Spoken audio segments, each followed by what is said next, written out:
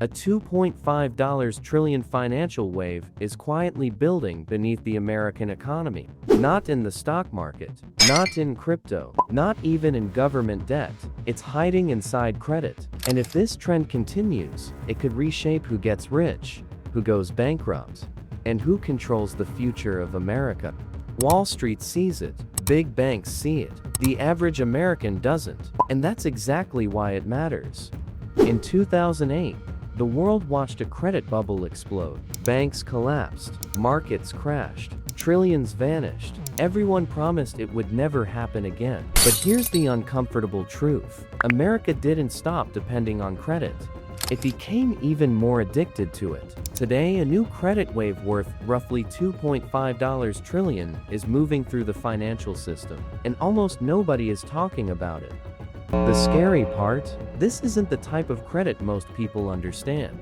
It's happening behind the scenes. Inside private lending, private credit has become one of the fastest growing corners of finance. Instead of traditional banks making loans, giant investment firms are stepping in.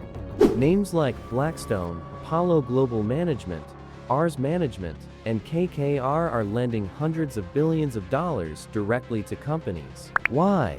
Because banks became more restricted after the financial crisis. Nature hates a vacuum. Wall Street filled it. And what happened next shocked investors.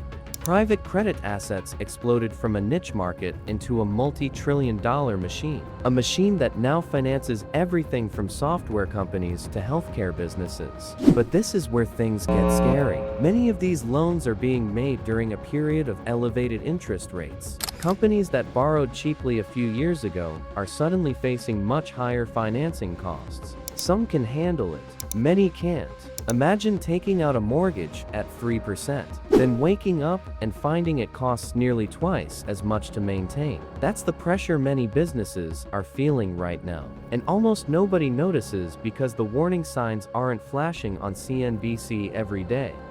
They're buried inside balance sheets, hidden behind private deals, away from public markets. But the real problem is much bigger. Private credit has become deeply connected to retirement funds, pension funds, insurance companies, and institutional investors. In other words, the risk doesn't stay in one place. It spreads. That's how financial systems work. When times are good, credit looks like magic. Money flows, businesses expand, investors celebrate, billionaires get richer. But when conditions change, credit can become an amplifier. A small problem becomes a big problem. A big problem becomes a crisis. And history has shown this pattern again and again. What makes this moment unique is the scale. Artificial intelligence is demanding enormous amounts of capital. Corporations are racing to build data centers, acquire competitors, expand infrastructure, finance innovation. Everyone wants growth.